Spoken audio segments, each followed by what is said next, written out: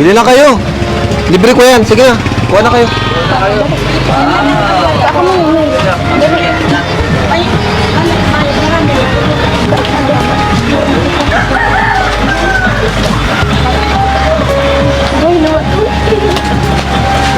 Sige na, kuha kayo. Ako nang bahala. Si Kuya Rab nang bahala dyan. Libre na para mabos na yung tinda ni Carla. kuha na kayo dali.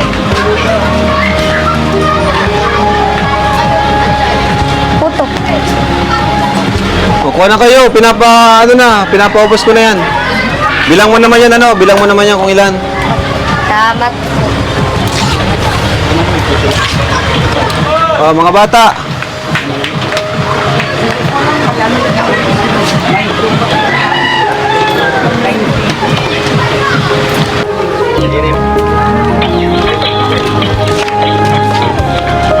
Lilibre ka daw ni Kuya Rab. O, si Edo, andito.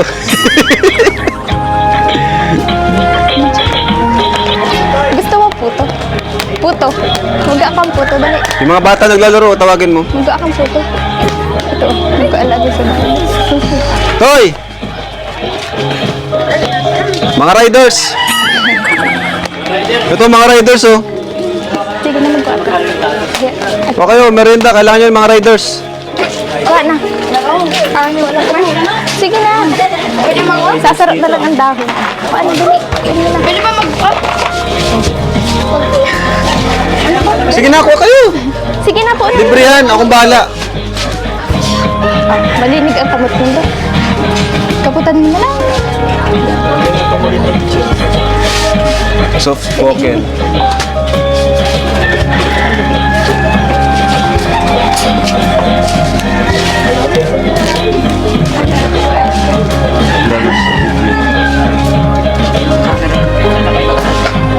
Dali na. Kilala mo yan, Toy? Kilala mo? Ha? Ano, titindan dito ng puto? Ako. Dito, sa lugar nyo? Para tinda ng puto? Ay, yung mga kasamaan mo. Ay, mga kalingap, puntahan po natin yung kanilang lugar. Ay, yung kanilang bahay, no? Puntahan po natin mga kalingap kung ano yung sistema, kung ano kalagayan po nila. Ayan po. Saan ang bahay nyo? Saan ang bahay nyo, ano? Dito po. Ah, ito. Apo. Ay, kubo-kubo lang talaga, ano? Ito po mga kalingap yung bahay nila, oh. Napaka-simple lang din talaga. Yun. Ayan.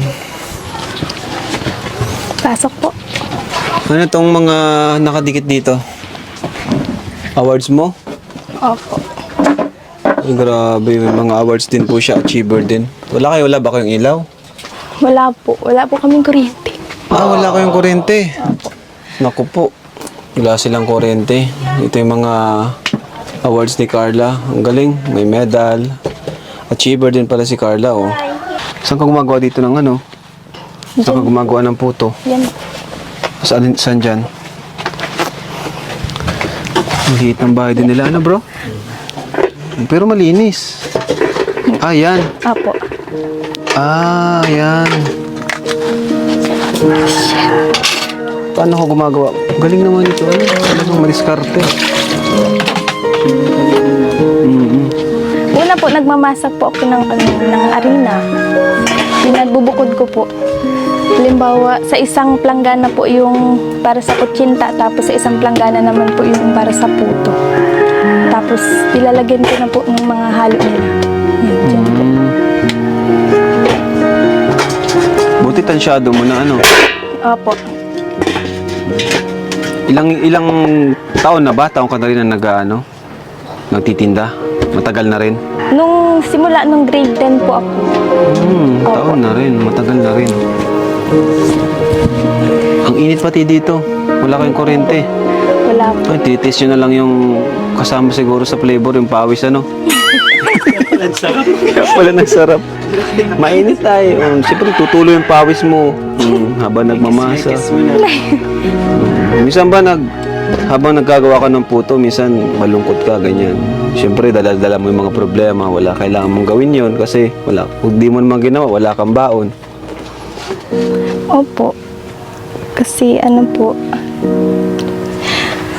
Iyak na naman. Sige, okay lang yan. Sige lang. Yan. Meron ka bang dinadalang kalungkutan ngayon? Ano, Carla? Ano yun? pag naiisip ko po na hindi po ako makapagtatapos ng pag-aaral. Yun po. Yun yung doon ka nalulungkot. Opo, kasi gustong-gusto ko po talaga makapagtapos ng pag-aaral. Para, At least yung pangarap andun na, ano? opo. Kailangan na lang suporta.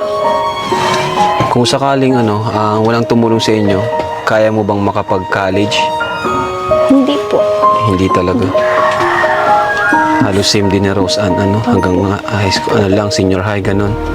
So yun Sabi po ni Mama, pagka-graduate ko po ng grade 12, nagsabi na din po ako sa kanya na magtatrabaho na lang po ako. Magtatrabaho ka. Po, kasi sabi po ni Mama, hindi naman nila ako kayang pag-aralin. Pero kung ikaw ang papipiliin, talagang gusto mong mag-aral. Opo, gusto ko pong makapagtapos. Kahit dito sa State College, ganon. Bilang edok. Opo. Hello po sa mga viewers ni Kuya Rab. Ako po si Carla, 17 years old, na kumakatok po sa inyong mga puso na sana po matulungan niyo ako na makapagtapos ng pag-aaral. Kasi gusto ko po talaga makapagtapos ng pag-aaral para po matulungan ko sila Mama. Lahat po gagawin ko para makapagtapos ng pag-aaral para po maiahon ko rin sila Mama sa kahirapan balang araw. Kasi si Papa po wala naman pong sapat na trabaho. Nangingisda lang si Papa. Kapag wala nga pong huli, wala po pong baon. Yung pinakamahirap na naranasan ko po talaga nung sabay pong na-confine si Mama sa si Papa sa ospital na halos walang-wala na po talaga kami nung halos nga po nawalan ako ng gana ng mag-aral kasi wala po talaga akong upang baon. Pati na rin po yung mga kapatid ko.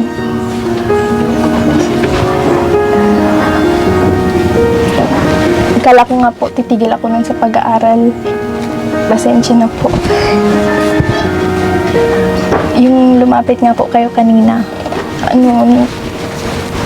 sobrang ko po, yung nararamdaman ko, unang-una, kinabahan po ako.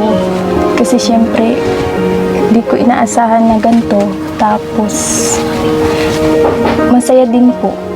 Kasi alam ko na kapag lumapit po kay Kuya Rab, talagang matutulungan niya po.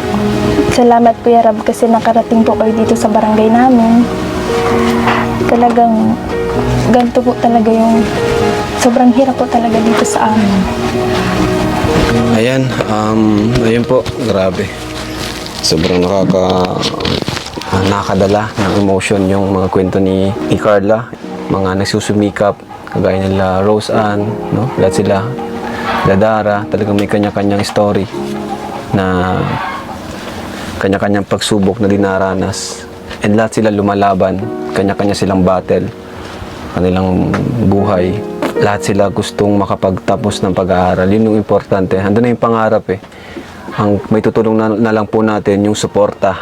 Yun na lang po ang kailangan nila. So, sana po si Carla ay karagdagan po sa ating mga beneficiaries na matulungan po natin sa abot po ng ating makakaya.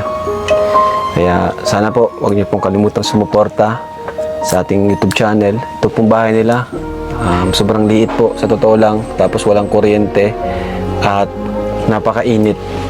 Ilang kayo magkakapatid? 4 po. And 4 na po silang magkakapatid na nagsisiksikan dito. Natulog. Ano kayo natulog? Dito, nalatag ka dito. Opo, tabi-tabi lang po kami. Tabi-tabi lang kayo. Ayun, grabe ano. So sa ngayon, Carla, bigay ako sa inyo. Wala naman kasi kaming dalang bigas saka groceries kasi biglaan din yung nakita ka namin. Bibigay ako sa yung pera. Sana makatulong sa iyo. May pasok ba kayo? Nagpapasok ka ngayon? Opo. Grade ano ka? Grade 12 po. Grade 12. So next year, maka-college ka na, ano? Ayan, so ngayon, makatulong man lang para kahit paano ay ilang araw ba na hindi ka muna magtinda, no? Para makapag-focus ka sa yung pag-aaral. So ito mula ito sa ating YouTube channel, ano? Mga viewers natin, thank you so much po sa inyo. So bigyan po natin si Carla ng 5,000 pesos. Ayan. Umiti ka na, Carla. Alam kong grabe. Grabe ang ano mo, lungkot mo. Pasensya ka na. Gusto mo lang naman magtinda, pero bakit ngayon pinaiyak ka ng Team Kalinga? Ano, gusto lang naman niya magtinda, pero ngayon umiiyak siya sa harapan ng camera. Pero wala tayong magagawa kasi yun talaga yung ano niya, totoong nararamdaman niya, nailabas niya. Pero paano nailabas niya yung daladalang mga pasanin, pagsubok, mga problema. Ayan. Yan ba, Carla, malaking tulong ba yan sa inyo? Sobra po. Laking tulong na po ito sa amin. Ano yung mga bibili mo dyan, Carla? Papabilhin ko po si mama ng semento po. Huh? Ipapilis. Ang galing nyo talagang inauna nyo yung mga simento talaga. Kala ko pambaon. Tapos plywood na din po. Parang si Rose Ann din, Ang galing nitong mga nataga rito sa Barangay Tarum. Ayan. Mga sila, pag may pera, focus sila dun sa pangmatagalan, yung magagamit. Mapapakinabangan nila pag matagalan gaya nito. Siyempre, pag sa semento nga naman to, di ba to, rough pa to ay? Ayan Hindi po ito na kasi nung pinapatrabaho po ito nakulangan yung semento kaya hindi po napinis. Ayun. Diyan lang po sa may banda dyan. Alright. So, ayun po. Ano pa bang mga kailangang ayusin dito sa bahay mo? Hybrid Diyan pala din ito. Kalahating yero, kalahating pawid. Yan din po. Dyan. May trapal din. Kumbira. Pawid, papabilan sila. Bro, trapal, yero, pawid. Saan ka pa? Ayan. Sana nakatulong kami sa inyo, Carla, Salamat din sa mga viewers natin. Ayan. Thank you sa co-os, sa sponsors, ayan, sa mga reactors, defenders, Kalinga partners, at syempre K-Boys, and syempre si Kuya Bal. Ayan. Thank you po sa inyo mga Kalingap. So, maraming salamat po, and God bless po sa lahat. Ayan. Bye-bye. Bye-bye ka na sa kanila. Thank you po. Ayan. Bye-bye po. So, ito na kami, Sige. Salamat.